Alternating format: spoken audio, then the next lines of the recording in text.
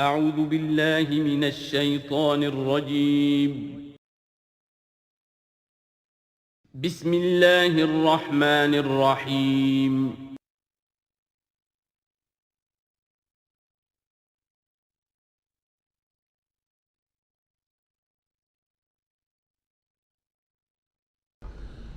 الحمد للہ وکفیٰ والصلاة والسلام علی عبادہ الذین اصطفیٰ خصوصاً علی افضلہم وخاتم النبیین محمد الامین وعلی آلہ وصحبہ اجمعین اما بعد فقد قال اللہ تبارک وتعالی کما ورد فی سورۃ الحجر اعوذ باللہ من الشیطان الرجیم بسم اللہ الرحمن الرحیم وَلَقَدْ جَعَلْنَا فِي السَّمَاءِ بُرُوجًا وَزَيَّنَّاهَا لِلنَّاظِرِينَ وَحَفِظْنَاهَا مِنْ كُلِّ شَيْطَانٍ رَجِيمٍ إِلَّا مَنِ اسْتَرَقَ السَّمْعَ فَأَتْبَعَهُ شِهَابٌ مُّبِينٌ صدق اللہ العظیم۔ رب اشرح لي صدری ویسر لي امری واحلل عقدۃ من لسانی یفقہوا قولی۔ اللہم ربنا الہمنا رشدنا واعذنا من شرور انفسنا، اللہم ارنا الحق حقا وارزقنا اتباعہ وارنا الباطل باطلا وارزقنا اجتنابہ، اللہم ربنا آنس وحشتنا فی قبورنا وارحمنا بالقرآن العظیم، اللہم اجعلہ لنا اماما ونورا وہدا ورحمہ، اللہم ذکرنا منہ ما نسینا وعلمنا منہ ما جہلنا وارزقنا تلاوتہ آناء اللیل وآناء النہار واجعلہ لنا حجتا یا رب العالمین آمین۔ سورہ حجر کے پہلے رکوع میں، جس کا ترجمہ ہم کر چکے ہیں، 2 مرتبہ قرآن حکیم کے لیے لفظ آیا ہے الذکر، اس کی طرف خصوصی توجہ کی ضرورت ہے۔ ایک تو یہ کہ خود اللہ تعالیٰ نے فرمایا انا نحن نزلنا الذکر وانا لہ لحافظون، ہم نے ہی یہ ذکر، یہ قرآن نازل کیا ہے اور ہم ہی اس کے محافظ ہیں۔ اور ایک مرتبہ آیا ہے کہ جو آپ کے مخالفین تھے اور جو استہزاء کر رہے تھے، انہوں نے مذاق اڑاتے ہوئے کہا یا ایھا الذی نزل علیہ الذکر انک لمجنون، اے وہ شخص کہ جس کا گمان ہے کہ اس پر الذکر نازل ہوا ہے، ہم تو سمجھتے ہیں کہ تمہارا دماغی توازن ٹھیک نہیں رہا، یا یہ کہ تم پر کسی آسیب کا سایہ آ گیا ہے۔ یہ مجنون کی وضاحت بھی سمجھ لیجئے، مجنون جن سے بھی بنا ہے۔ جن کہتے ہیں عربی زبان میں مخفی شے کو، اس لیے جنین کہلاتا ہے وہ بچہ جو ابھی رحم مادر میں ہے، جو نظر نہیں آتا، چھپا ہوا ہے، معلوم تو ہے کہ بچہ ہے، پیٹ میں ہے، لیکن یہ کہ جنین ہے وہ ابھی وہ چھپا ہوا ہے۔ اسی سے لفظ جنت بنا ہے۔ جنت جو ہے زمین کا وہ ٹکڑا ہے جس پر خوب درخت ہوں، پودے ہوں، گھاس ہو، تو زمین چھپی ہوئی ہو، زمین ڈھکی ہوئی ہے، زمین جو ہے نمایاں نہیں ہے۔ جنت وہ ہے۔ جن علیہ اللیل کا آیا تھا کہ جب حضرت ابراہیم کا تذکرہ تھا، جب رات نے اس پر تاریکی کا پردہ طاری کر دیا تو گویا کہ ہر شے چھپ گئی۔ تو یہ جو جن کسی پر آ جانا، جس کو ہم کہتے ہیں اس پر کو آسیب کا سایہ ہو گیا ہے، تو مجنون کے معنی یہ بھی تھے۔ اور مجنون اس کو بھی کہتے تھے کہ جس کا دماغی توازن ٹھیک نہ رہا ہو۔ اور یہ بات خاص طور پر نوٹ کرنے کی ہے کہ یہ بات اصل میں حضور کے بارے میں بالکل ابتدائی دور میں کہی گئی تھی،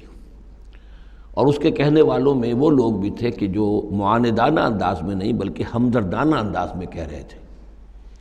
یعنی بالکل شروع میں جب حضور نے دعویٰ کیا نبوت کا اور فرمایا کہ اس طرح میں تھا وہاں غار حرا میں، اور وہاں فرشتہ آیا ہے، جبرائیل آیا ہے، تو بہت سے لوگوں کو گمان ہوا کہ معلوم ہوتا ہے کہ کوئی بدروح، کوئی آسیب کا سایہ ہو گیا ہے انہیں۔ تو اس حوالے سے اس میں صرف مخالفت ابھی نہیں تھی، بلکہ اس میں ان کے لیے واقعتاً ایک بالکل چونکہ نئی بات تھی، لہٰذا یہ کہنے کا معاملہ جو ہے اس پہلو سے بھی تھا کہ اچھے بھلے آدمی تھے، ہم سوچتے تھے کہ واقعی یہ کئی دن جا کے مراقبے کرتے ہیں، اب یہ رہتے ہیں وہاں غار میں اکیلے تنہا دن رات، تو کہیں کچھ ہو نہ جائے تو معلوم ہوتا کچھ ہو گیا ہے، تو کوئی نہ کوئی جنون کا عارضہ ہو گیا ہے یا جن کا سایہ ہو گیا ہے۔ تو اس لفظ کو بھی سمجھ لیجئے، اور جو بتانا تھا وہ یہ ہے کہ سورہ نون جو کہ بالکل ابتدائی دور میں نازل ہوئی ہے، جس کا نام سورہ قلم بھی ہے، 29ویں پارے کی دوسری صورت، اس میں بھی یہی بات جو ہے کہی گئی ہے۔ اسی کے حوالے سے میں آپ کو بتا رہا ہوں کہ یہ سورہ مبارکہ جو ہے بالکل ابتدائی دور کی صورتوں میں سے ہے، اسی مشابہت کی وجہ سے۔ قرآن مجید کا ذکر ہونا اس معنی میں ہے، کئی مرتبہ واضح کر چکا ہوں کہ قرآن کا فلسفہ یہ ہے کہ جو ایمانی حقائق ہیں، خاص طور پر اللہ کی ذات کا علم اور اس کی صفات کا علم، وہ روح انسانی کے اندر موجود ہے، بس صرف اس پر ظہول کا پردہ طاری ہو گیا۔ جیسے آپ کو کوئی چیز پہلے معلوم تھی، اب یاد نہیں رہی، معلوم تھی لیکن اب بھول گیا۔ بھولنے کا مطلب کیا ہے کہ وہ آپ کی یادداشت کے ذخیرے میں کہیں نیچی اتر گئی ہے۔ وہ حافظ خانہ جو ہے ہر انسان کی میموری جو ہے، اب اس کے نہ معلوم کتنے تہخانے ہیں، ان میں کسی نچلے تہخانے میں جا کر چھپ گئی ہے، وہ آپ کے شعور کی سطح پر نہیں ہے۔ تو کوئی چیز جس کا اس سے تعلق ہو وہ اگر سامنے آئے گی تو فوراً وہ چیز یاد آ جائے گی۔ ایک دوست سے سالہ سال ہو گئے ملاقات نہیں ہوئی، کبھی خیال بھی نہیں آیا، بھول گئے آپ اس کو، لیکن اچانک کبھی اس نے کوئی رومال آپ کو دیا تھا، کوئی قلم دیا تھا، آپ نے ٹرنک میں رکھا ہوا تھا، ٹرنک کھولا، وہ قلم یا رومال دکھائی دیا، فوراً دوست یاد آ گیا۔ تو یہ قلم یا یہ رومال جو ہے یہ آیت ہے، یہ نشانی ہے، اس نشانی سے آپ کو ایک بھولی بسری بات یاد آ گئی۔ اسی طرح یہ آیات آفاقیہ، آیات انفسیہ، آیات قرآنیہ، یہ آیات ہیں، نشانیاں ہیں یاد دلانے کے لیے، تاکہ اللہ یاد آ جائے۔ حقیقت میں اللہ تعالیٰ کا علم اور اللہ کی معرفت سوئی ہوئی ڈورمنٹ پوزیشن میں، ڈورمنٹ کنڈیشن میں ہماری روح میں موجود ہے۔ تو الذکر، دی ریممبرنس یا دی ریمائنڈنگ، یہ اصل میں وہ چیزیں کہ جو روح انسانی کے اندر موجود ہیں لیکن جن پر ذہول کے اور نسیان کے پردے پڑ گئے ہیں، ان پردوں کو ہٹا کر تازہ کرنا۔ وَلَقَدْ جَعَلْنَا فِي السَّمَاءِ بُرُوجًا، اور ہم نے آسمان میں برج بنائے۔ یہ بھی ابھی ہم نہیں کہہ سکتے کہ ان کی اصل حقیقت کیا ہے، یہ بھی آیات متشابہات میں سے شمار ہوں گے۔ وَزَيَّنَّاهَا لِلنَّاظِرِينَ، اور ہم نے اسے مزین کر دیا ہے آسمان کو اور برجوں کو دیکھنے والوں کے لیے، جو بھی ستارے نظر آتے ہیں، کیا رنگا رنگ نقشہ آسمان پر نظر آتا ہے۔ وَحَفِظْنَاهَا مِن كُلِّ شَيْطَانٍ رَجِيمٍ، البتہ اب یہ وہ بات ہے جو ایمان بالغیب کے حوالے سے ہمیں ماننی ہوگی کہ ان ستاروں کا ایک کام یہ بھی ہے کہ اللہ تعالیٰ نے ان کو گویا کہ پہرے کی جگہیں بنایا ہے، ہم نے حفاظت کی ہے ان کی ہر شیطان رجیم سے، جو بھی شیطان مردود ہے اس کی طرف سے حفاظت کا یہ سارا سامان ہے کہ جو آسمانوں میں کیا گیا ہے۔ اب اس کے لیے آج میں چاہتا ہوں کہ وہ بات آپ سمجھ لیں اچھی طرح، کہ جیسے آپ آگے آ بھی جائے گا کہ انسانوں کی تخلیق جو ہے وہ تو یوں سمجھیے اس کائنات کے تخلیق کے اعتبار سے بڑی ریسنٹ شے ہے، بڑی ماضی قریب کی بات ہے۔ انسانوں سے بہت پہلے جنات پیدا کیے گئے تھے، جنات سے بہت پہلے ملائکہ پیدا کیے گئے تھے، اور انسانوں کی ارواح بھی اسی دور میں پیدا کی گئیں جبکہ یہ ملائکہ پیدا کیے گئے تھے۔ تو جتنی مخلوقات کو ہم جانتے ہیں، بہت سی مخلوقات اب بھی ایسی ہوگی کہ جس کا ہمیں کوئی شعور نہیں، ادراک نہیں، ہم جانتے ہی نہیں۔ جیسے ابھی ہمیں ریسنٹلی معلوم ہوا وائرس بھی کسی بلا کا نام ہے، اس سے کچھ پہلے ہمیں معلوم ہوا بیکٹیریا بھی کسی چیز کو کہتے ہیں، ورنہ یہ کہ ان چیزوں کا کوئی علم ہمیں نہیں تھا۔ ابھی پتہ نہیں اور کیا کیا چیزیں ہیں کہ جو ظہور میں آنے والی ہیں، لیکن جو چیزیں بھی آج تک ہم جانتے ہیں ان میں یوں سمجھیے کہ جن ہستیوں میں خود شعوری ہے، سیلف کانشسنس، وہ 3 مخلوقات ہیں صرف، ملائکہ، جنات اور انسان۔ باقی جو حیوانات ہیں زمین کے اوپر، چاہے وہ بر کے ہیں یا بحر کے ہیں یا ہوا کے ہیں، فضا کے ہیں، پرندے ہوں یا زمین پر چلنے والے خشکی کے جانور ہوں یا دریا میں اور سمندر کے اندر جو بھی حیوانات ہیں، مچھلیاں ہیں یا اور جاندار ہیں، ان سب میں شعور تو ہے، خود شعوری نہیں ہے۔ البتہ یہ کہ ترتیب یہی ہے کہ پہلے جنات پیدا کیے گئے، اور وہ چونکہ آگ سے پیدا کیے گئے تھے، تو ان کے اندر پوٹینشل جو قوت ہے وہ ہم انسانوں کے مقابلے میں بہت زیادہ ہے، اور ان کی رسائی اس کائنات میں بہت دور تک ہے۔ بس میرا یہ گمان ہے، باقی چیزیں تو میں خاص وثوق سے کہہ رہا ہوں، لیکن میرا گمان یہ ہے کہ جو سولر سسٹم ہے، چونکہ ہماری اس پوری جو ہماری یہ فیملی ہے، یہ خاندان ہے، جو یہ سولر سسٹم ہے، سورج کا کنبہ کہلاتا ہے، تو اس کا جو منبع سرچشمہ ہے وہ سورج ہے، اور معلوم ہوتا ہے کہ اسی کی آگ سے اور اسی کی لپٹ سے اور جنات کی تخلیق ہوئی ہے۔ تو یہ جنات، سولر سسٹم پورا کا پورا جو ہے وہ جنات کے دائرے میں داخل ہے، وہ اس میں آ جا سکتے ہیں، اس کے لیے انہیں کسی راکٹ کی ضرورت نہیں، کسی مشین کی ضرورت نہیں، کسی ذرائع کی ضرورت نہیں، بلکہ اس کی استعداد ان کے اندر موجود ہے۔ یہ پھر اپنی اس استعداد سے فائدہ اٹھا کر اس سے آگے جب ملائکہ کے ذریعے سے کچھ احکام اترتے ہیں، آسمان سے اللہ تعالیٰ کی کوئی تدبیر ہے، ملائکہ کے حوالے کیے گئے ہیں، تو یہ پھر ان سے کچھ چیزیں اچکنے کی کوشش کرتے ہیں تاکہ وہ جا کر انسانوں میں سے جو وہ عامل لوگ ہیں، کاہن لوگ ہیں، ان کو جا کے ان کو کچھ بتا دیں کہ اب یہ ہونے والا ہے۔ اس لیے کہ ملائے اعلیٰ میں فیصلہ ہو گیا، اللہ تعالیٰ کے ہاں ایک چیز کی تدبیر جو ہے وہ طے ہو گئی، اب اللہ تعالیٰ نے فرشتوں کے حوالے کیا ایگزیکیوشن کے لیے۔ ایسے ہی ہے جیسے کہ پریزیڈنٹ ہاؤس سے تو ایک حکم جو ہے وہ جاری ہو گیا، اب اس کا اجرا ہوا ہے، اب کوئی ٹائپ کرے گا، ٹائپ کر کے اسے ڈسپیچ کرے گا، وہ پھر کسی جگہ پر پہنچے گا، پہنچتے وقت لگے گا۔ اگر وہ جو ٹائپسٹ ہے جس نے ٹائپ کیا ہے وہ ٹیلی فون کرتے کہ صاحب اب یہ حکم آنے والا ہے، وہ تو آ جائے گا، تو ظاہر بات ہے وہ حکم تو پہنچ گیا اس کو، اور اس کے حوالے سے وہ جس شخص کو اس نے یہ خبر دے دی ہے وہ اپنی دکان چمکا سکتا ہے کہ دیکھیے مجھے پہلے سے معلوم تھا کہ یہ حکم آنے والا ہے۔ تو اس کائناتی حکومت کے اندر یہ سلسلہ ہے جس کے لیے کہ پھر اللہ تعالیٰ نے اس سولر سسٹم سے آگے کی جو بھی یونیورس ہے اس میں، یہ میرا گمان ہے جو میں عرض کر رہا ہوں اللہ عالم، اس میں ان جنات کو آگے بڑھنے سے روکنے کے لیے ان ستاروں کے اندر وہ میزائلز نصب کر رکھے ہیں کہ جب بھی کوئی جنات میں سے ادھر آگے ٹریس پاس کرنے کی کوشش کرتا ہے تو اس پر وہ میزائل پھینکا جاتا ہے جس کو ہم شہاب ثاقب کہتے ہیں۔ یہ ہے پورا نظام کہ جو یہاں ہمارے سامنے آ رہا ہے۔ تو اس کی یہ حقیقت بہت حد تک تو یوں سمجھیے کہ ایمان بالغیب، کل من عند ربنا، ہمارے رب کے طرف سے ہے، ہم اس پر ایمان رکھتے ہیں، لیکن اب کسی نہ کسی حد تک یہ چیزیں جو ہے، جو بھی ہماری سائنٹیفک اب جو ارتقاء ہو رہا ہے، ترقی ہو رہی ہے، اس کے ساتھ کسی نہ کسی درجے میں کوریبوریشن ہو جاتی ہے۔ وَحَفِظْنَاهَا مِنْ كُلِّ شَيْطَانٍ رَجِيمٍ، اور ہم نے حفاظت کر لی ہے ان آسمانوں کی ان شیاطین سے کہ جو مردود ہیں، إِلَّا مَنِ اسْتَرَقَ السَّمْعَ، سوائے اس کے کہ جو کوئی چرا کے لے بھاگا، مطلب یہ کہ فرشتہ نازل ہو رہا ہے اور فرشتے کے ساتھ احکام بھی ہیں، چونکہ یہ وہ نوری ہے، یہ ناری ہے، نور اور نار کے درمیان فاصلہ بہت تھوڑا ہے، بہت قرب ہے، لہذا اس کی بدولت اسی وجہ سے یہ جن تھا جو تھا عزازیل، لیکن فرشتوں کے ساتھ اس کا اٹھنا بیٹھنا تھا، انہی میں شامل تھا، اسی لیے ان کی جو آپس میں جو ان کا قرب ہے اس کی وجہ سے فرشتوں سے کوئی اچک لیتے ہیں۔ إِلَّا مَنِ اسْتَرَقَ السَّمْعَ، اگر کسی نے کوئی چیز سن لی اور سن کر وہ بھاگا، فَأَتْبَعَهُ شِهَابٌ مُبِينٌ، تو اس کا پیچھا کرتا ہے ایک انگارہ چمکتا ہوا۔ یہ مثائلز ہیں کہ جو اللہ تعالیٰ نے نصب کیے ہوئے ہیں۔ وَالْأَرْضَ مَدَدْنَاهَا، اور زمین کو ہم نے پھیلا دیا جیسے بستر پھیلایا جاتا ہے، وَأَلْقَيْنَا فِيهَا رَوَاسِيَ، اور اس میں ہم نے لنگر ڈال دیے۔ یہ پہاڑ جو ہے قرآن مجید بار بار کہتا ہے کہ زمین کا جو اسٹیبلائزنگ ایفیکٹ ہے ان پہاڑوں کا زمین کی حرکت کے دوران۔ فَأَنبَتْنَا فِيهَا مِنْ كُلِّ شَيْءٍ مَوْزُونٍ، اور اس میں ہم نے اگا دی ہر شے جو کہ بہت ہی اندازے سے ہے، یعنی یہ کہ جو بھی کوئی ایک شے بھی اگر ایک حد سے آگے بڑھ جائے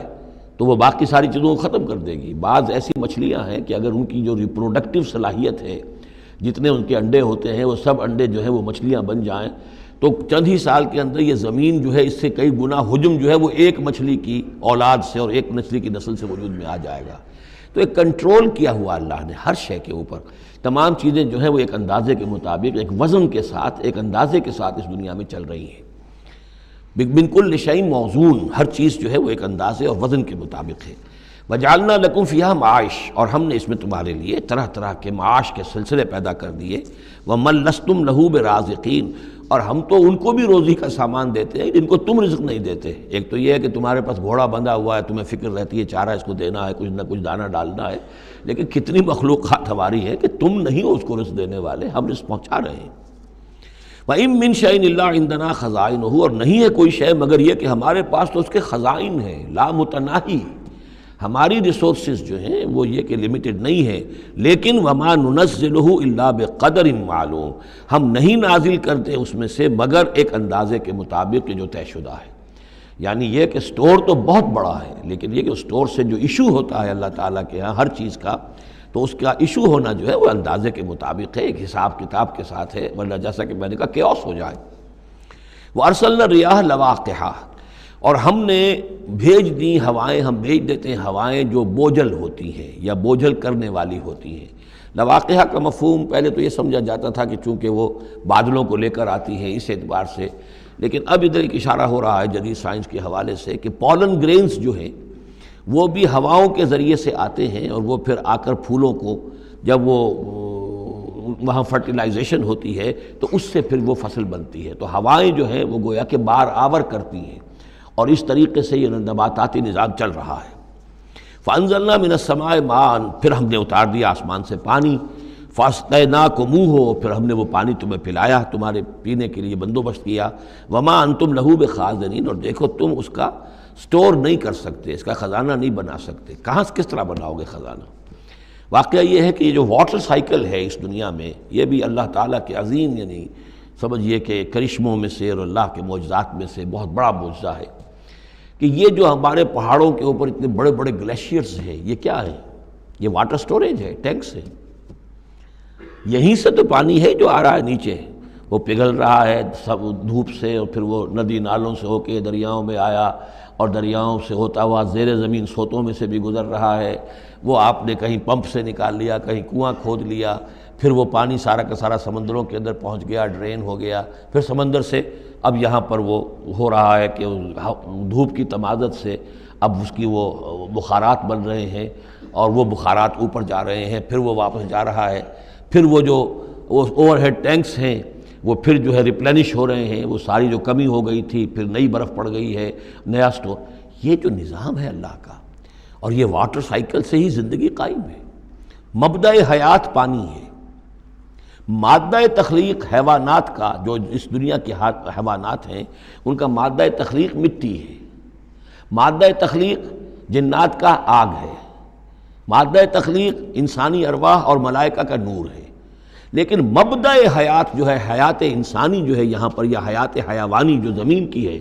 اس پلینٹ کے اوپر جو زندگی ہے، اس کا مبدأ پانی ہے، اس حیات کا۔ تو اب یہ پانی کا سائیکل ہے جو چل رہا ہے۔ وما انتم لہو بخازنین، تم اس پانی کا کتنا خزانہ کر سکتے ہو، کتنا سٹور کر سکتے ہو، کس طرح کا نظام چلا سکتے ہو، کتنے بڑے پیمانے پر یہ واٹر سائیکل جو ہے اللہ تعالیٰ نے اس دنیا کے اندر چلایا ہوا ہے۔ وَإِنَّا لَنَحْنُ نُحْيِي وَنُمِيتُ، اور یہ یقیناً ہم ہی ہیں جو باقی بھی رکھتے ہیں اور موت بھی وارد کرتے ہیں، زندہ بھی رکھتے ہیں اور موت بھی وارد کرتے ہیں۔ وَنَحْنُ الْوَارِثُونَ، اور پھر ہم ہی وارث ہوں گے،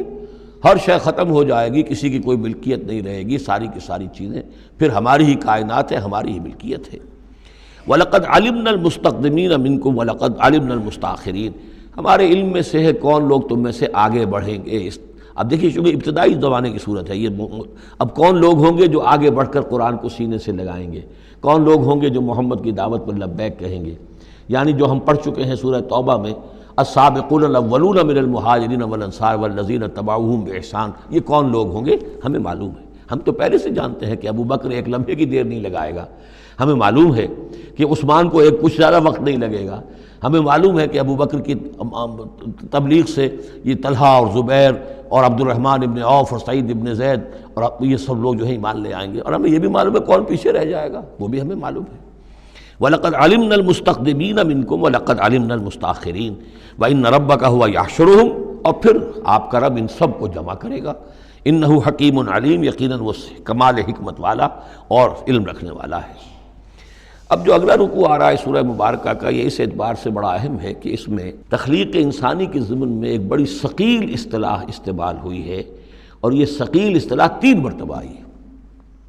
اب ظاہر بات ہے کہ قرآن مجید جو ہے اگر اس طرح کی کوئی شکل اختیار کرتا ہے تو کوئی نہ کوئی حکمت اور ضرورت اس کی پشت پر ہوتی ہے۔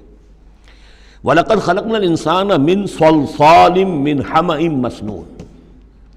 اور یقیناً ہم نے انسان کو بنایا ہے اس مٹی سے جو سنی ہوئی تھی گارے کی اور پھر سوکھ کر کھنکنے لگی۔ حَمَإٍ مَّسْنُون، سنا ہوا گارا جس میں سے بدبو بھی اٹھ رہی ہو۔ دیکھیے یہ جو انسان کے مادہ تخلیق کے ضمن میں قرآن میں الفاظ آئے ہیں، اب ان کو گنتے جائیے۔ نمبر 1 تراب، مٹی سے بنایا انسان کو، مٹی میں پانی مل گیا، گارا بن گیا تو اس کو کہتے ہیں تین، من تین، خلقتنی من نار وخلقتہ من تین، یہ سورہ اعراف میں ہم پڑھائے ہیں۔ ابلیس نے کہا تھا کہ مجھے تو نے بنایا آگ سے اور اس کو بنایا آدم کو گارے سے، اور اب چاہتا اور مجھے حکم دے رہا ہے کہ میں اس کے سامنے جھکوں، میں تو اس کے سامنے نہیں جھک سکتا۔ 3 کے بعد آیا تین لازب، گارا پڑا رہے تو وہ جب اس کے اندر پھر کچھ چپچپاہٹ پیدا ہو جاتی ہے، اور یہ پرانے زمانے میں ہوتا تھا، اب تو میں سمجھتا ہوں کہ جدید نسل کو تو ان چیزوں کا علم ہی نہیں ہے۔ کچے گھر بنتے تھے تو انہیں لیپتے تھے، پوتتے تھے، گارا بناتے تھے، تغاری ہوتی تھی، پھر مٹی کے اندر تھوڑی سی توڑی ڈال دیتے تھے۔ کوئی آرگینک میٹر ڈالیں گے تو فرمنٹیشن ہوگی تو لیس سا اٹھے گا، ورنہ یہ کہ گارا جو ہے اگر اس گارے سے اگر پلسٹر کریں گے تو وہ پھٹ جائے گا۔ لیکن جب وہ گارا ذرا سن جاتا ہے، اس میں لیس پیدا ہو جاتا ہے، تو پھر اب جب اس کے ساتھ لیپتے تھے دیواروں کو، میں نے تو اپنے بچپن میں یہ سب دیکھا ہے، ایسے گھروں میں ہم رہے بھی ہیں کہ جن میں یہی فرش بھی اسی طریقے سے لیپے ہوئے ہوتے تھے اور دیواریں بھی ہوتی تھیں، تو یہ کہ پھر اس کے اندر وہ ایک لیس سا پیدا ہو جاتا ہے فرمنٹیشن سے، وہ تینین لازم ہے۔ اس سے اگلی سٹیج یہ ہے کہ اب وہ سڑنے لگے، یہ یعنی فرمنٹیشن اتنی پہنچ گئی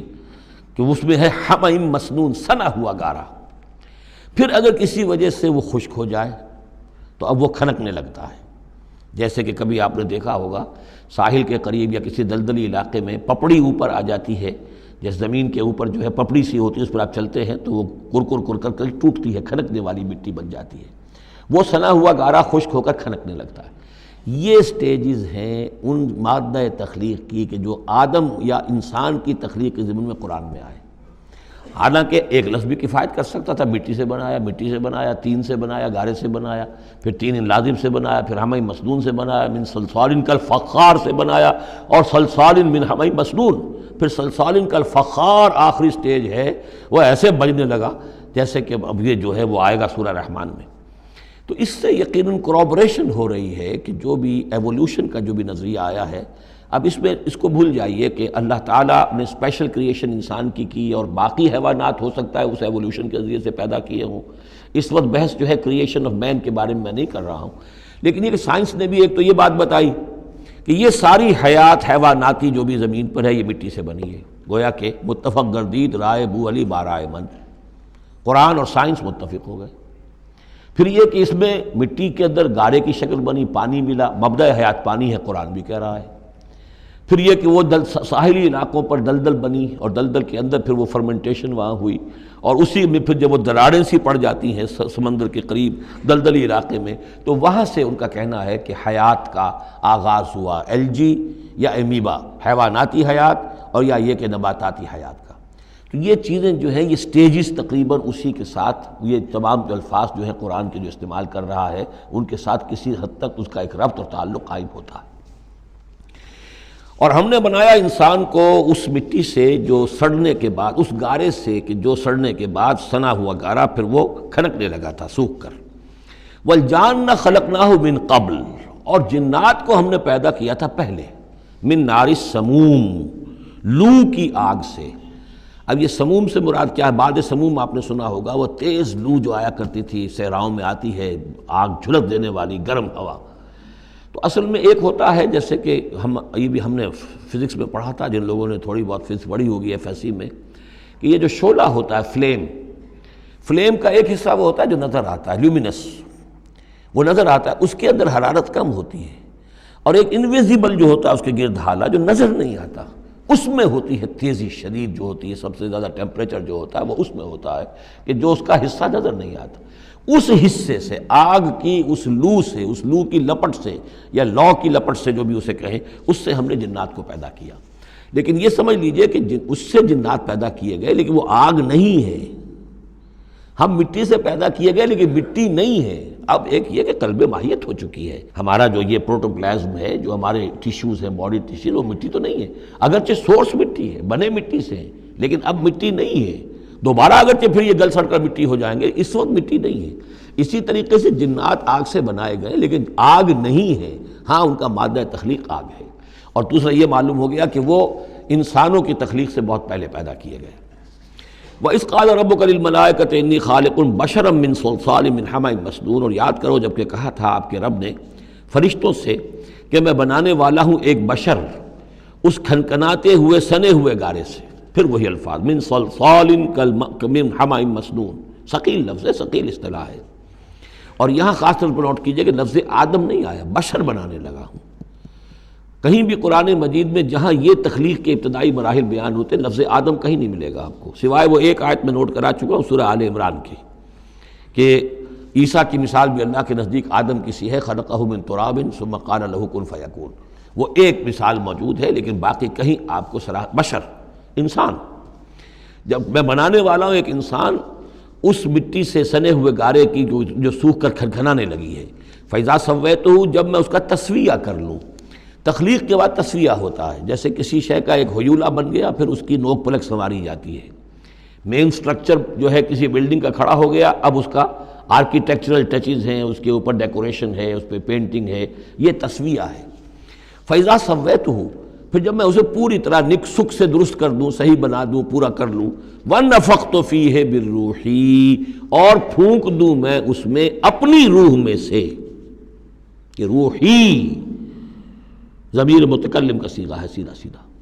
فَقَعُوا لَهُ سَاجِدِينَ، تو گر پڑنا اس کے سامنے سجدے میں، فَسَجَدَ الْمَلَائِكَةُ كُلُّهُمْ أَجْمَعُونَ۔ اب یہ تیسری مرتبہ پڑھ رہے ہیں ہم قرآن حکیم میں یہ قصہ آدم و ابلیس۔ تو کیا سجدہ سب فرشتوں نے، کل کے کل نے، سب نے مل کر، دیکھیے یہ جو ہے تاکید کی انتہا ہے، فرشتوں میں سے کوئی بھی مستثنیٰ نہیں رہا، نہ جبرائیل، نہ میکائیل، نہ اسرافیل،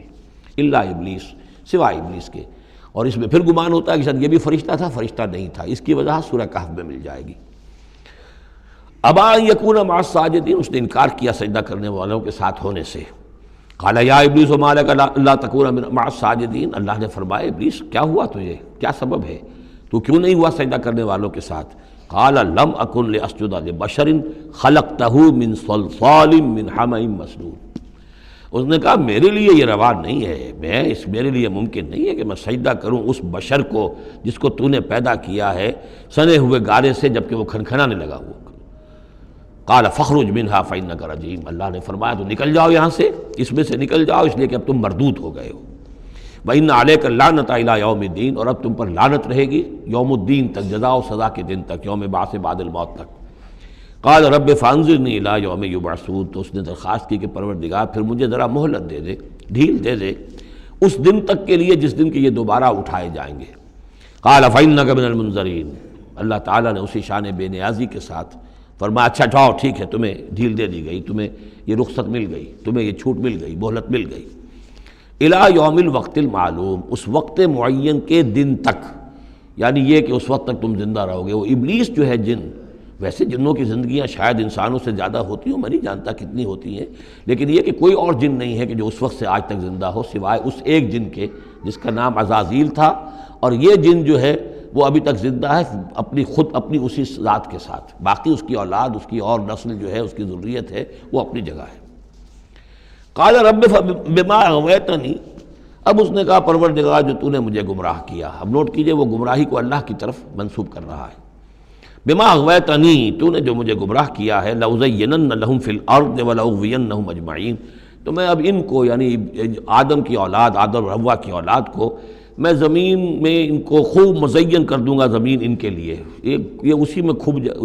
گم ہو جائیں گے، زمین اور اس کی چمک دمک اور اس کی رونقیں اور زیبائشیں آرائشیں ان کی نگاہوں میں کھب جائیں گی۔ وَلَأُغْوِيَنَّهُمْ أَجْمَعِينَ، تجھے بھول جائیں گے، وہ لگ جائیں گے انہی چیزوں کے اندر، اور میں ان سب کو گمراہ کر کے چھوڑوں گا۔ لَأُغْوِيَنَّهُمْ أَجْمَعِينَ، سب کو، إِلَّا عِبَادَكَ مِنْهُمُ الْمُخْلَصِينَ، سوائے ان میں سے ان کے کہ جن کو تو اپنا خاص بندہ بنا لے، تو اپنا خاص بندہ بنا لے، مخلص کر لے، یہاں پہ وہی نوٹ کیجئے مخلص ہے، مخلصین، جن کو تو خالص کر لے اپنے لیے، ظاہر بات ہے کہ اس پر تو میرا زور نہیں چلے گا، باقی یہ کہ میں کسی کو چھوڑوں گا نہیں۔ قال ھذا صراط علی مستقیم، اللہ تعالیٰ نے فرمایا ٹھیک ہے یہ راستہ ہے میری طرف سیدھا، یعنی یہ میرے اور تمہارے درمیان معاملہ طے ہو گیا، میں نے تمہیں چھوٹ دی، تم اپنا زور لگا لو، جس طرح بھی چاہو بہکا لو، باقی یہ کہ ان عبادی لیس لک علیہم سلطان، میرے بندوں پر تجھے اختیار کوئی نہیں ہوگا، یعنی اختیار کسی بھی انسان پر نہیں ہے، یہ نہیں کہ جس کو اللہ نے مخلص کر لیا ہو اس پر اختیار نہیں، اختیار اسے کسی بھی انسان پر نہیں ہے۔ ان عبادی لیس لک علیہم سلطان الا من اتبعک من الغاوین، سوائے ان کے کہ جو خود تیری پیروی کرے، خود غاوین میں سے ہو، خود ان کے اندر غواہ ہو، خود ان کے اندر سرکشی ہو، خود وہ جو ہے وہ اپنی نفس پرستی کی طرف مائل ہو، وہ تو تیری پیروی کریں گے، ان کو تو جدھر چاہے لے جا، جس کھائی میں چاہے لے جا کے ان کو پھینک دے، اور جس جہنم کی جس وادی میں چاہے ان کو گرا دے، مجھے اس سے دلچسپی نہیں، لیکن یہ کہ میرے کسی بندے پر تجھے اختیار حاصل نہیں ہوگا۔ وَإِنَّ جَهَنَّمَ لَمَوْعِدُهُمْ أَجْمَعِينَ، اور پھر جہنم ہی ان سب کا ٹھکانہ ہوگا، سب کا جو بھی تیری پیروی کریں گے۔ لہا سبعۃ ابواب، اس جہنم کے 7 دروازے ہیں، لکل باب منہم جزء مقسوم، اور ہر ان میں سے ہر دروازے کے لیے ہم نے ایک اس کا نصیب مقرر کر رکھا ہے کہ اتنے جن اتنے انسان اس سے جائیں گے۔ ہو سکتا ہے کہ وہ بڑے بڑے کبیرہ گناہوں کے حوالے سے کہ یہ لوگ جو ہیں جو ان گناہوں میں ملوث ہوں گے وہ اس دروازے سے جائیں گے، جو ان گناہوں میں ملوث ہوں گے وہ اس سے جائیں گے، واللہ اعلم۔ ان المتقین فی جنات وعیون، اب وہی سائملٹینیس کنٹراسٹ کہ جب جہنم والوں کا تذکرہ ہوا تو متقین کا بھی، اور جو اہل تقوی ہوں گے فی جنات وعیون، وہ ہوں گے جنتوں میں، باغات میں اور چشموں میں، ادخلوہا بسلام آمنین، ان سے کہا جائے گا داخل ہو جاؤ ان باغات میں پورے امن کے ساتھ، کوئی خوف نہیں، کوئی اندیشہ نہیں۔ وَنَزَعْنَا مَا فِي صُدُورِهِم مِّن غِلٍّ، یہ مضمون پہلے بھی آ چکا ہے، اور ہم نکال دیں گے ان کے دلوں میں سے جو کچھ قدورت ہوگی، اہل ایمان کی آپس میں کوئی شکوہ، کوئی شکایت، کسی سے کوئی تکدر ہو، کوئی غل ہو، وہ ہم نکال دیں گے۔ عَلَىٰ سُرُرٍ مُتَقَابِلِينَ، وہ بیٹھے ہوئے ہوں گے تختوں کے اوپر ایک دوسرے کے آمنے سامنے۔ جب کسی سے ناراضگی ہو تو آدمی آنکھیں چار نہیں کرتا بلکہ نظر چرا جاتا ہے، لیکن جب کوئی ایسی بات نہیں، دل صاف ہے، تو آمنے سامنے بیٹھ کے باتیں کریں گے، سینگ آئی ٹو آئی۔ متقابلین لا یمسہم فیہا نصب، انہیں نہیں پہنچے گی اس میں نہ تو کوئی تکان، وما ہم منہا بمخرجین، نہ پھر وہ اب اس سے نکالے جائیں گے۔ جب اہل جنت میں داخل ہونے کے بعد کسی کا وہاں سے نکلنے کا امکان نہیں۔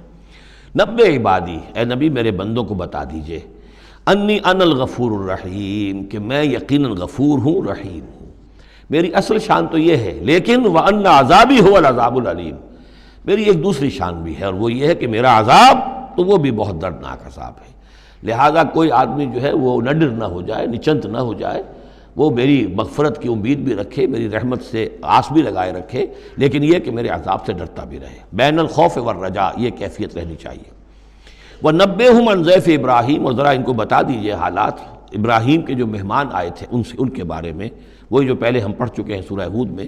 اِذْ دَخَلُوا عَلَيْهِ فَقَالُوا سَلَامًا، جب وہ داخل ہوئے حضرت ابراہیم کے ہاں مکان پہ آئے، انہوں نے کہا سلام۔ قَالَ إِنَّا مِنْكُمْ وَجِلُونَ، تو حضرت ابراہیم نے کہا کہ ہمیں تو تم سے کچھ خوف آ رہا ہے، آپ لوگ کون ہیں، ذرا اپنی آئیڈینٹی بتائیے۔ قَالُوا لَا تَوْجَلْ إِنَّا نُبَشِّرُكَ بِغُلَامٍ عَلِيمٍ، انہوں نے کہا کہ نہیں ڈریے نہیں، ہم تو آپ کو ایک بڑے صاحب علم بیٹے کی بشارت دینے آئے ہیں۔ قَالَ بَشَّرْتُمُونِي عَلَىٰ أَن مَّسَّنِيَ الْكِبَرُ فَبِمَ تُبَشِّرُونَ، تو حضرت ابراہیم نے فرمایا کہ یہ کیا بشارت آپ مجھے دے رہے ہیں، اس کے باوجود، علی یہاں علی الرغم کے معنی میں،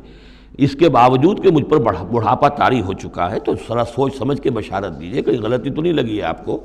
قالوا بشرناک بالحق، ان کا نہیں، ہم نے بشارت آپ کو دی ہے حق کے ساتھ، قطعی اور حقیقی بات ہے، شدنی امر ہے، یہ ہو کر رہنے والا ہے۔ فلا تکن من القانتین، تو اے ابراہیم آپ تو پھر نا امید لوگوں میں سے تو نہ ہو جائیے، مایوس نہ ہو جائیے۔ قال ومن یقنط من رحمت ربہ الا الضالون، تو حضرت ابراہیم نے کہا کہ ہاں یہ بات تو آپ صحیح کہہ رہے ہیں، اللہ تعالیٰ کی رحمت سے مایوس تو صرف وہی ہو سکتے ہیں جو گمراہ ہوں۔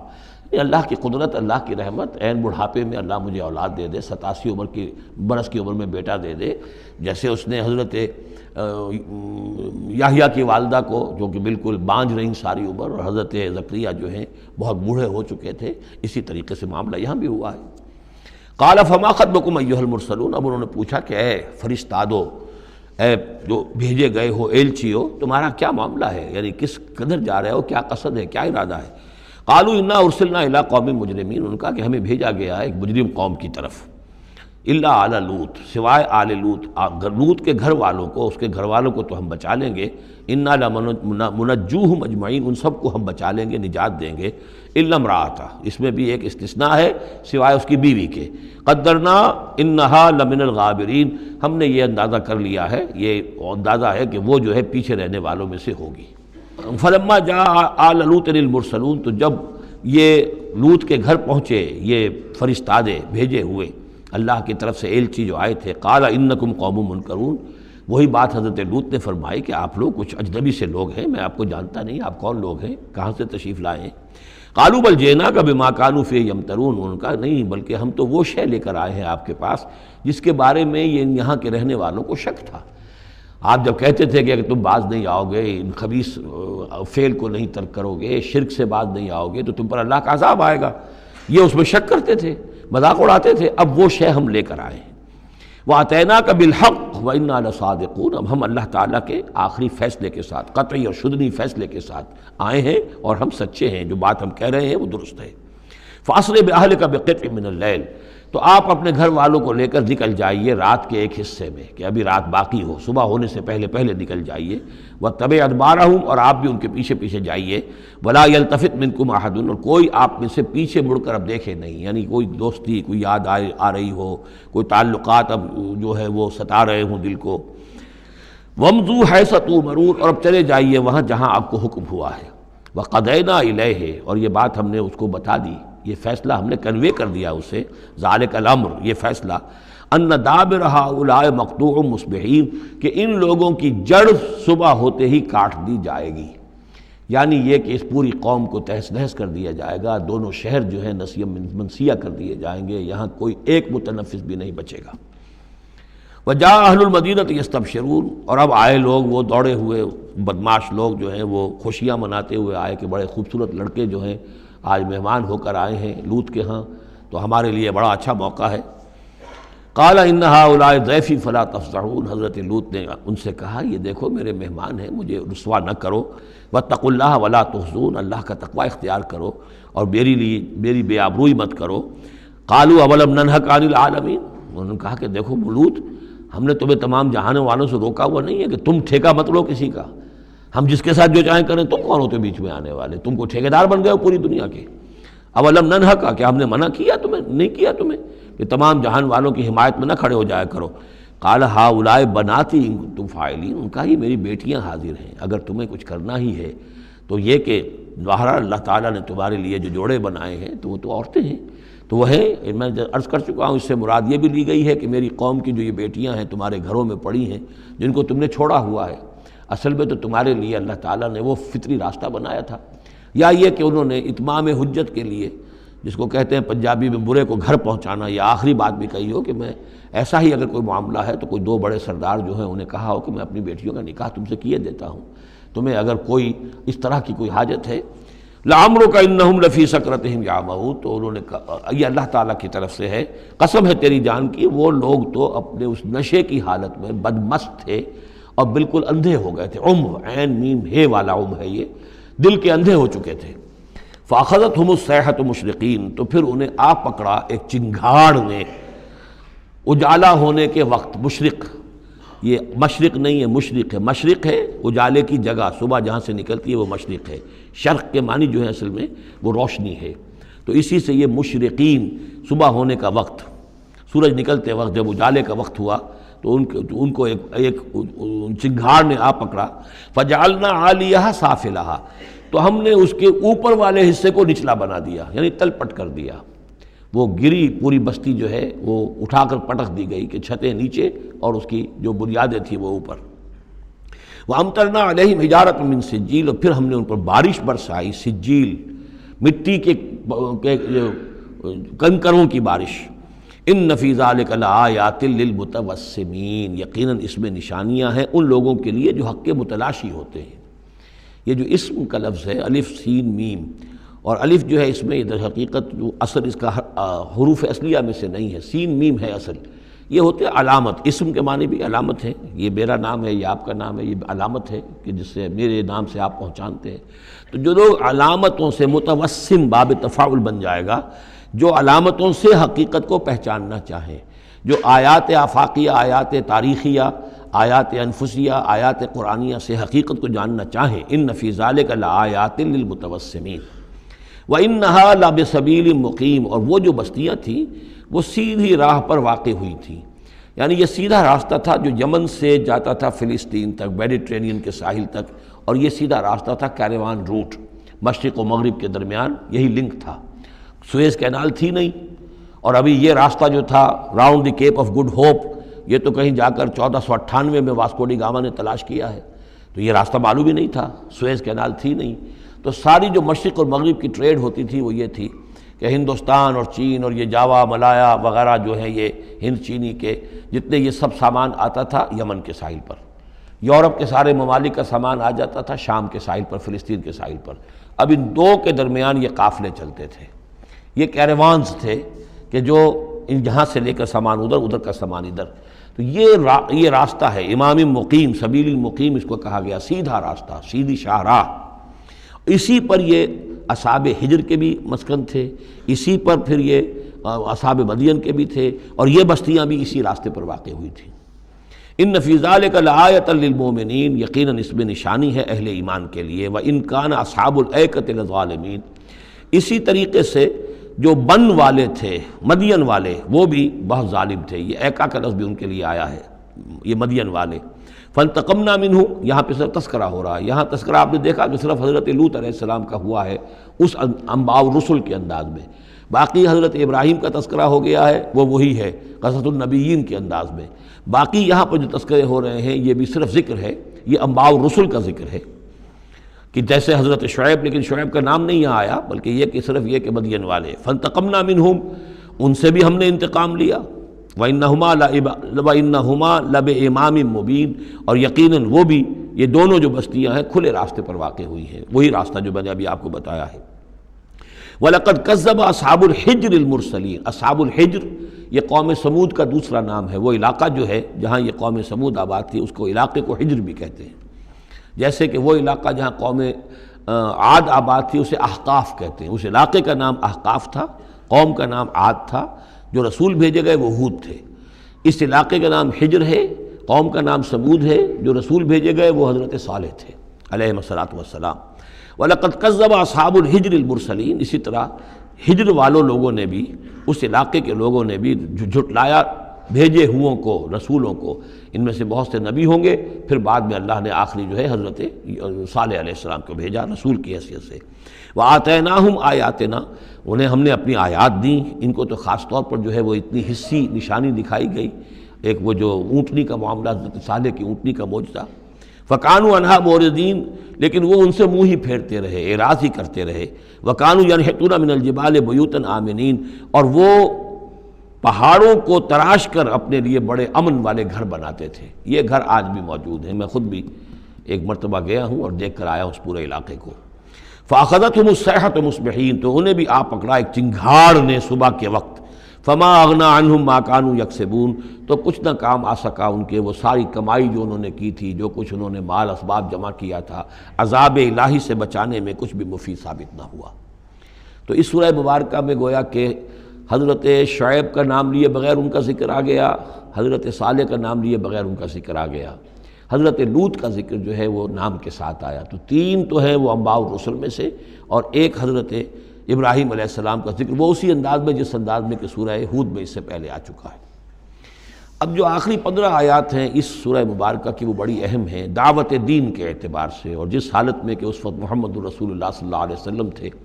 اور اس سے بھی آپ کو معلوم ہو جائے گا کہ یہ خاص اس دور میں نازل ہوئی ہے جبکہ حضور کی دعوت جو ہے ابھی ابتدائی مراحل میں تھی، اور ابھی آپ کو پہلے تو آپ کی دعوت کا دور تھا کہ آپ پرسن ٹو پرسن دعوت دے رہے تھے، علی اعلان اس معنی میں نہیں، ڈنکے کی چوٹ نہیں، بلکہ جن سے تعلق تھا، جن سے دوستی تھی، جن سے پرانی واقفیت تھی، جسے آپ کہیں گے کہ پرسن ٹو پرسن جو ہے دعوت چل رہی تھی۔ اگرچہ کوئی دور بھی حضور کی دعوت میں انڈر گراؤنڈ دور کا نہیں آیا ہے، خفیہ دعوت ایک دن کے لیے بھی نہیں۔ بعض لوگ اس دور میں بعض تحریکیں ایسی ہیں کہ جو اس کو خفیہ سے تعبیر کرتے ہیں کہ انڈر گراؤنڈ موومنٹ تھی، تو یہ غلط ہے۔ انڈر گراؤنڈ دعوت کا حضور کی دعوت میں سیرت میں ایک دن بھی نہیں ہے۔ البتہ یہ ضرور ہے کہ جیسے ایک نیچرل ایک تدریج ہوتی ہے، اس کے اندر ایک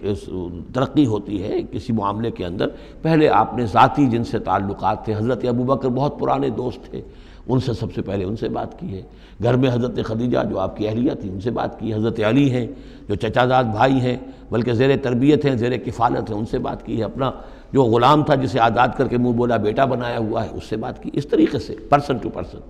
لیکن پھر یہ کہ تقریباً 3 سال کے بعد پھر آپ کو حکم ہوا کہ اب آپ ڈنکے کی چوٹ علی اعلان دعوت شروع، وہ آیت اس صورت مبارک میں آ رہی ہے۔ وما خلقنا السماوات والارض وما بینہما الا بالحق، اور ہم نے نہیں بنایا، تخلیق فرمایا آسمانوں کو اور زمین کو اور جو کچھ ان کے مابین ہے مگر حق کے ساتھ۔ پرپز فل کریشن ہے یہ پرپز لیس نہیں ہے، ایٹ رینڈم نہیں ہے، یہ کوئی کھلنڈرے کا کھیل نہیں ہے جیسے کہ ہندو مائتھولوجی میں ہے، رام کی لیلا ہے، جیسے کوئی بچہ ہے کھیلتا ہے۔ اب بچے کے کھیلنے میں کوئی حکمت تھوڑا ہی ہوتی ہے، اس نے ایک کھلونا اٹھایا اور پٹخ دیا، پھر کوئی دوسرا اٹھایا، پھر پٹخ دیا، پھر پہلا اٹھا لیا، اب اس میں کوئی حکمت تو نہیں ہے۔ اسی طریقے سے رام جی جو ہیں کھیل رہے ہیں، جس کو چاہتے ہیں تخت سے اٹھا کر زمین پہ پٹخ دیتے ہیں، جس کو چاہتے ہیں وہ جو تیلا وہ تیلی اس کو اٹھا کے وہ راجہ بنا دیتے ہیں۔ تو یہ کھیل ہے رام کا، رام کی لیلا ہے یہ۔ تو یہ تصور اسلام میں نہیں ہے، یہ کائنات کی تخلیق بالحق ہے۔ ربنا ما خلقت ھذا باطلا سبحانک فقنا عذاب النار، تیری ذات اس سے بہت اعلیٰ اور ارفع ہے، پاک ہے کہ تیرے بارے میں یہ گمان کیا جائے کہ تو نے یہ کائنات ایسے ہی بنا دی کھیلنے کے لیے، اور یہ کوئی آپ تیرا مشغلہ ہے، نہیں۔ وما خلقنا السماوات والارض وما بینہما الا بالحق وان الساعۃ لآتیۃ، اس حق کا فیصلہ یہ ہے، اس حق کا منطقی نتیجہ یہ ہے کہ قیامت آ کر رہے، اس لیے کہ باقی تمام چیزیں تو انسانوں کے لیے پیدا کی گئی ہیں، ان کی ساری توجہ یہی ہو جائے گی انسان کاہے کے لیے پیدا کیا گیا، اور خاص طور پر انسان میں جو اخلاقی حس رکھی گئی ہے۔ By very nature, by his very nature he knows this is good this is evil, یہ جو اس کے اندر ایک شعور ہے، ایک تمیز ہے، یہ ایول ہے یہ گڈ ہے، یہ اچھا ہے یہ برا ہے۔ اب اس کا نتیجہ کیا نکل رہا ہے؟ یہاں تو الٹے نتیجے نکلتے ہیں، بہت سے اچھے لوگ جو ہیں انہیں فاقے آ رہے ہوتے ہیں، اور بہت بدماش جو ہیں وہ یہاں پہ عیش کر رہے ہوتے ہیں۔ تو یقیناً کوئی اور زندگی ہونی چاہیے، اور یقیناً کوئی دن ہونا چاہیے کہ جس میں بھرپور حساب کتاب ہو جائے، نیکوکاروں کا حساب کتاب ہو جائے، اور پھر ان کی زندگی ایسی ہو کہ بھرپور صلہ انہیں ان کا مل سکے، اور بدکاروں کی بدکاریوں کا حساب کتاب ہو جائے، اور پھر ایسی زندگی ہو، ایسا نظام ہو کہ انہیں پوری سزا مل سکے۔ تو یہ گویا کہ حق کا تقاضا ہے۔ وما خلقنا السماوات والارض وما بینہما الا بالحق وان الساعۃ لآتیۃ، قیامت آ کر رہے گی۔ فاصفح الصفح الجمیل، تو اے نبی آپ ذرا ابھی خوبصورتی کے ساتھ درگزر سے کام لیجئے، یعنی یہ کہ یہ مجرم کہیں بھاگ کے نہیں چلے جائیں گے، ہماری پکڑ سے نکل نہیں جائیں گے، قیامت آئے گی، ایک کیفر کردار کو پہنچ جائیں گے۔ ابھی آپ ذرا تحمل کیجئے، صبر سے کام لیجئے۔ فاصفح الصفح الجمیل، ابھی ہماری مرضی اس میں ہے کہ ہم ان کی رسی دراز کریں، یہ جو کچھ کہہ رہے ہیں برداشت کر لیجئے، سن لیجئے، سنا انسنا کر دیجئے، یہ جو آپ صبر کریں گے اس سے آپ کے درجات بلند ہوتے چلے جائیں گے۔ لیکن فوری طور پر آپ کے دل میں اگر یہ خیال پیدا ہونے بھی لگے بربنائے طبع بشری کہ انہیں سزا ملنی چاہیے، یہ بدبخت مجھے کیا کہہ گیا، ابھی یہ مجھے پاگل کہہ گیا، اور یہ مجھے جو ہے ساحر کہہ گیا یا مسحور کہہ گیا، نہیں۔ فاصفح الصفح الجمیل، ابھی ذرا آپ خوبصورتی کے ساتھ چشم پوشی کیجئے، نظر انداز کیجئے۔ ان ربک هو الخلاق العلیم، یقیناً آپ کا رب جو ہے وہ وہی ہے جو پیدا کرنے والا ہے، خلاق ہے، اور ظاہر بات ہے جس نے پیدا کیا ہے وہ جانتا بھی ہے۔ سورہ ملک میں ہم پڑھیں گے الا یعلم من خلق وهو اللطیف الخبیر، کیا اسی کے علم میں نہیں ہوگا جس نے پیدا کیا ہے؟ وہ تو جانتا ہے ہر شے کو۔ اب یہ گھڑی جس نے بنائی ہے اسے تو معلوم ہے اس میں کون کون سا پرزہ ہے، کہاں کہاں ہے، اس کے اپنے ہاتھ کا اس کے اندر جو ہے ٹکایا گیا ہے۔ میں واقف نہیں ہوں اس کے اندر کیا کچھ ہے، لیکن گھڑی کا بنانے والا تو جانتا ہے۔ الا یعلم من خلق، کیا وہی نہ جانے گا جس نے پیدا کیا؟ وہو الخلاق العلیم، وہ تو خلاق اور علیم ہے۔ وَلَقَدْ آتَيْنَاكَ سَبْعًا مِنَ الْمَثَانِي، دل جوئی کے لیے حضور سے فرمایا، اور ہم نے آپ کو دی ہیں وہ 7 آیتیں جو آپ کا وظیفہ ہیں، دوہرا دوہرا کر پڑھتے رہا کیجئے، دوہرا دوہرا کر پڑھتے رہا کیجئے۔ اس پر تقریباً اجماع ہے امت کا کہ اس سے مراد ہے سورہ فاتحہ۔ 7 آیتیں جو بار بار پڑھی جاتی ہیں۔ اب آپ دیکھیے کہ ہر شخص جو نماز پڑھتا ہے دن میں کتنی مرتبہ سورہ فاتحہ پڑھ رہا ہے، ہر نماز میں کتنی مرتبہ پڑھ رہا ہے، دوہرا دوہرا کر یہ آیت جو ہے، جیسا کہ ہم نے جب سورہ فاتحہ پڑھ رہے تھے، من لم یقرأ بفاتحۃ الکتاب لا صلاۃ لمن لم یقرأ بفاتحہ، اس کی کوئی نماز ہی نہیں ہے، نماز کا جزو لازم ہے۔ بلکہ قسمت الصلاۃ بینی و بین عبدی نصفین والی حدیث میں نے آپ کو سنائی، حدیث قدسی، تو وہ تو اصل الصلاۃ ہے ہی سورہ فاتحہ۔ والقرآن العظیم، اور یہی بڑا قرآن ہے، یعنی یہ اپنی اہمیت کے اعتبار سے، اپنی فضیلت کے اعتبار سے خود اپنی جگہ پر سورہ فاتحہ ایک قرآن عظیم کا درجہ رکھتی ہے۔ اسی لیے اس کو اساس القرآن بھی کہا، اس کو کافیہ بھی کہا، شافیہ بھی کہا گیا، یہ ام القرآن بھی ہے۔ وَلَقَدْ آتَيْنَاكَ، اے نبی ہم نے اتنی بڑی بڑی دولتیں آپ کو دی ہیں۔ یہ کیوں گنایا جا رہا ہے یہ ذرا آگے آپ کو معلوم ہو جائے گا، کیونکہ بہرحال حضور کو یہ احساس ہوتا تھا یا نہیں ہوتا تھا، دیکھنے والوں کو تو احساس ہوتا تھا۔ ابو جہل مالدار ہے، ولید بن مغیرہ اتنا بڑا چودھری ہے، یہ محمد تو یتیم تھے، کوئی بال دولت ان کے پاس نہیں، کوئی ان کی حیثیت نہیں، ہاں کچھ عرصے سے کچھ کھا پی بھی رہے ہیں تو وہ بیوی کا مال ہے، اپنا تو نہیں ہے۔ یہ ان کی نگاہوں میں جو ان کے معیارات تھے، جو ان کے اندازے تھے سوچنے کے، وہ تو یہ تھے۔ اس حوالے سے یہاں بظاہر حضور سے خطاب ہے، لیکن اصل میں ان کو بتایا جا رہا ہے کہ بدبختو تمہیں کیا معلوم ہم نے ان کو کتنی بڑی دولت دی ہے۔ وَلَقَدْ آتَيْنَاكَ سَبْعًا مِنَ الْمَثَانِي وَالْقُرْآنَ الْعَظِيمِ، ہم نے ان کو وہ 7 آیتیں عطا کی ہیں، ایک حدیث کے مطابق جیسی آیت نہ قرآن میں اتری کوئی اور اس کے مثل، اور نہ تورات میں نہ انجیل میں۔ یہ سورہ فاتحہ ہے، وَلَقَدْ آتَيْنَاكَ سَبْعًا مِنَ الْمَثَانِي وَالْقُرْآنَ الْعَظِيمَ وَلَا تَمُدَّنَّ عَيْنَيْكَ إِلَىٰ مَا مَتَّعْنَا بِهِ أَزْوَاجًا مِّنْهُمْ۔ تو اے نبی آپ کی نگاہیں نہ اٹھیں اس ساز و سامان کی طرف جو ہم نے ان کو عطا کیا ہے۔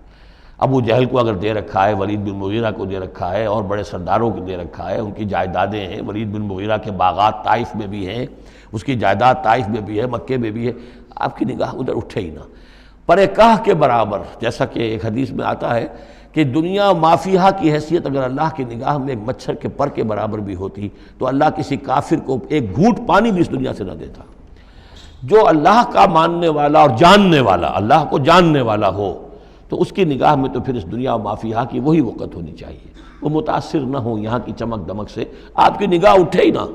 لا تمدن عینیک الی ما متعنا بہ ازواجا منہم، ان کو جو ہم نے دے رکھا ہے ساز و سامان اور زیبائش اور آرائش جو ہے، آپ کی نگاہیں ادھر نہ اٹھیں۔ ولا تحزن علیہم، اور اب دیکھیے ان کے اوپر جو بھی اب عذاب آئے گا یا جس عذاب کے مستحق ہو رہے ہیں، آپ اس پر غم بھی نہ کھائیے۔ ٹھیک ہے، یہ آپ کا کنبہ ہے، قبیلہ ہے، اب ابو لہب آپ کا چچا بھی ہے، لیکن یہ کہ اب غم نہ کیجئے آپ۔ وَاخْفِضْ جَنَاحَكَ لِلْمُؤْمِنِينَ، اور آپ اپنے کندھوں اور بازوؤں کو ذرا جھکا کر رکھیے اہل ایمان کے لیے۔ یہ ہمارے فقراء جب آتے ہیں، یہ جو غلام طبقے سے جو لوگ آئے ہیں، یہ لوگ جو گرے پڑے طبقات سے تعلق رکھتے ہیں، جب یہ آپ کے پاس آئیں تو آپ ان کا استقبال کیجئے۔ فَقُلْ سَلَامٌ عَلَيْكُمْ كَتَبَ رَبُّكُمْ عَلَىٰ نَفْسِهِ الرَّحْمَةَ، تو اس انداز میں ان کا استقبال کیجئے، ان کے سامنے تواضع کیجئے، ان کے سامنے اپنے کندھوں کو جھکائیے۔ وَاخْفِضْ جَنَاحَكَ لِلْمُؤْمِنِينَ، یہی مضمون ایک مرتبہ پھر سورہ طٰہٰ کے اندر آئے گا۔ وَاخْفِضْ جَنَاحَكَ لِمَنِ اتَّبَعَكَ مِنَ الْمُؤْمِنِينَ، اہل ایمان یہ جو آپ کی پیروی کر رہے ہیں، آپ اپنے ذرا کندھے ان کے سامنے جھکا کر رکھیے۔ یا یہ حکم دیا گیا ہے اولاد کو والدین کے بارے میں، اگلی صورت میں آ جائے گا سورہ بنی اسرائیل میں، کہ ان کے لیے اپنے کندھوں کو اپنے بازوؤں کو ذرا جھکا کر رکھا کرو، والدین کے سامنے تن کر نہ کھڑے ہو کہ کندھے جو ہیں اٹھے ہوئے ہیں، بلکہ کندھے ذرا دبا کر۔ وَاخْفِضْ جَنَاحَكَ لِلْمُؤْمِنِينَ وَقُلْ إِنِّي أَنَا النَّذِيرُ الْمُبِينُ، اور کہہ دیجئے کہ میں تو صرف خبردار کرنے والا ہوں، کھلا خبردار کرنے والا، میری اس کے سوا کوئی ذمہ داری نہیں ہے۔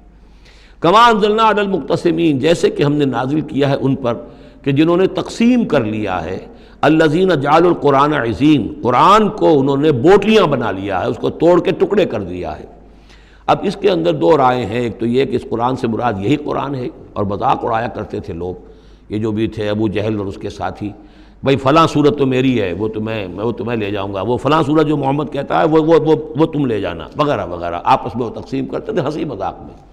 تو اس حوالے سے انہوں نے قرآن کو بوٹیاں بنا کر اپنے اندر تقسیم کرنا شروع کر دیا ہے۔ ایک رائے یہ ہے، مجھے وہ زیادہ قرین قیاس معلوم ہوتا ہے کہ قرآن کے لفظ کا اطلاق تورات پر بھی ہوا ہے، کہ یہ قرآن وہ ہے جو محمد پر نازل ہوا، ولا بالذی بین یدیہ، ایک اور جگہ ہم آگے چل کر دیکھیں گے، وہ قرآن جو اس سے پہلے تھا، اور وہ گویا کہ وہ تورات تھی اللہ کی کتاب۔ تو جس طریقے سے تورات کے ٹکڑے ٹکڑے کر دیے تھے یہود نے، اور قراطیسا تجعلونہ قراطیسا تبدونہا وتخفون کثیرا، یہ ہم پڑھ چکے ہیں سورہ انعام کی آیت نمبر 91 میں، تو جیسے کہ ٹکڑے ٹکڑے کر کر اور کچھ حصہ ظاہر کیا کچھ چھپایا، تو ان دونوں کی رائے ہے وہ میں نے آپ کے سامنے پیش کر دی۔ فَوَرَبِّكَ لَنَسْأَلَنَّهُمْ أَجْمَعِينَ، تو تیرے رب کی قسم اے محمد صلی اللہ علیہ وسلم، ان سب کو ہم جمع کر کے رہیں گے۔ اما نسألنهم اجمعین، ہم ان سے پوچھ کر رہیں گے، یہ لفظ وہی آ گیا ہے فَلَنَسْأَلَنَّ الَّذِينَ أُرْسِلَ إِلَيْهِمْ وَلَنَسْأَلَنَّ الْمُرْسَلِينَ، یہ جو سورہ اعراف کی آیت نمبر 6 تھی، ہم لازماً پوچھ کر رہیں گے ان سے بھی جن کی طرف رسولوں کو بھیجا گیا، اور ان سے بھی کہ جن کو رسول بنا کر بھیجا گیا۔ فَوَرَبِّكَ لَنَسْأَلَنَّهُمْ أَجْمَعِينَ، تو آپ کے رب کی قسم ہم ان سب سے پوچھ لیں گے، حساب کتاب لے لیں گے، یہ تھوڑے سے وقت کی بات ہے، آپ ذرا صبر کیجئے۔ اما کانوا یعملون، جو کچھ کہ یہ کر رہے تھے، فاصدع بما تؤمر، یہ ہے وہ آیت۔ اب ڈنکے کی چوٹ علی الاعلان کہیے جس چیز کا آپ کو حکم ہوا ہے۔ یہ جب حکم آیا حضور کو تو پھر آپ کوہ صفا پر کھڑے ہوئے، اور پھر آپ نے وہاں، اگرچہ ظاہر بات ہے کہ اس کا کوئی امکان نہیں تھا کہ آپ ننگے ہو جاتے، لیکن جو وہاں کا رواج تھا وہ یہ تھا کہ اگر کسی شخص کے پاس کوئی ایسی خبر آتی تھی کہ فلاں قبیلے کے لوگ جو ہیں آج رات ہمارے اوپر حملہ کریں گے، شب خون ماریں گے، اب کیسے لوگوں کو بتائیں، کوئی کمیونیکیشن ماس میڈیا تو ہے نہیں، کیسے خبر دیں، کیا کریں؟ تو وہ یہ کرتا تھا کہ وہ شخص کپڑے اتار کے معذر ذات برہنہ ہو کر کسی اونچی جگہ کھڑا ہو جاتا تھا، تاکہ ہر طرف سے لوگ دیکھ لیں کہ ایک ننگا آدمی کھڑا ہے. نذیر عمیان کہتے تھے اسے، ننگا خبردار کرنے والا. اب جہاں تک اس کی آواز جا رہی ہے آواز لگاتا تھا وا صباحا، ہائے وہ صبح جو آنا چاہتی ہے، آیا چاہتی ہے. اس لیے کہ صبح کے وقت ہوتے تھے حملے، یہ جس کو آج کل آپ کہتے ہیں small hours of the morning, وہ بہت غفلت کا وقت ہوتا ہے آدمی کا. صبح رات کے 2-3 بجے جو ہے ٹھنڈی ٹھنڈی نیند آئی ہوتی ہے، اس وقت وہ آتے تھے، حملہ کرتے تھے، لوٹ مار کرتے تھے، قتل کرتے تھے اور بھاگ جاتے تھے. تو وا صباح، ہائے وہ صبح جو آیا چاہتی ہے. تو اب لوگ دوڑتے تھے کہ بھائی کہاں کی خبر آئی ہے، کون ہے، کون سا قبیلہ ہے، کس کے بارے میں اطلاع ہے، اطلاع صحیح ہے غلط ہے. تو یہ ان کا رواج تھا. تو حضور نے یہ کیا، صرف ایک چیز اس میں سے نکال دی. ننگے ہونے کا سوال نہیں تھا معاذ اللہ، لیکن آپ بھی کھڑے ہو گئے کوہ صفا پر، وا صباحا کا نعرہ لگایا. اب لوگ آئے دوڑے، کوئی خبر دی ہے، محمد دینا چاہتے ہیں، کوئی بات ہے بڑی اہم، کوئی بات ہے. وہاں آپ نے پھر اپنی دعوت پیش کی. تو اسی مجمع میں پھر ابو لہب نے کہا تھا تبا لک لہذا جمعتنا، تمہارے لیے ہلاکت ہو، ہمیں اس کام کے لیے جمع کیا تھا، ہم اپنے بڑے بڑے اہم کاموں میں لگے ہوئے تھے. وہ مہاجن تھا، کہیں مہاجنی سود اپنا لین دین کا حساب کر رہا ہوگا بیٹھا ہوا، میں وہ سب چھوڑ کر آیا ہوں کہ کوئی خاص اہم بات تم نے بتانی ہے، لیکن تم نے یہ کیا کیا. تو یہ ہے وہ واقعہ، اور اس سے معلوم ہو جاتا ہے کہ یہ سورہ مبارکہ جو ہے اسی دور کی، ابتدائی دور کی ہے. فاصدع بما تؤمر واعرض عن المشرکین. تو اب ڈنکے کی چوٹ کہیے اب جو کہ آپ کو حکم دیا گیا ہے، اور ان مشرکوں سے اعراض کیجئے، پرواہ نہ کیجئے ان کی. انا کفیناک المستہزئین، یہ جو استہزاء کرنے والے ہیں، تمسخر اڑانے والے ہیں، ہم آپ کی طرف سے ان کے لیے کافی ہو رہیں گے. ان کی کوئی مخالفت آپ کا کچھ بال بیکا نہیں کر سکے گی. الذین یجعلون مع اللہ الہا آخر، جو اللہ کے ساتھ ساتھ اور بھی الہ گھڑے بیٹھے ہوئے ہیں. فسوف یعلمون، تو ان قریب انہیں معلوم ہو جائے گا کہ اصل حقیقت کیا ہے اور وہ کس طرح کی گمراہیوں میں پڑے ہوئے تھے. اب وہ آیت آ گئی جس کا کئی مرتبہ میں حوالہ دے چکا ہوں، اور سورہ انعام میں خاص طور پر وَلَقَدْ نَعْلَمُ، اے نبی ہمیں خوب معلوم ہے، اَنَّكَ يَضِيقُ صَدْرُكَ بِمَا يَقُولُونَ، کہ جو کچھ یہ لوگ کہہ رہے ہیں اس سے آپ کا سینہ بھجتا ہے. کسی نے پاگل کہہ دیا، کسی نے مجنون کہہ دیا، آصیب کا سایہ آ گیا، کوئی ہمدردی کے انداز میں آ کے کہتا ہے. عتبہ ابن ربیعہ ایک دفعہ آیا،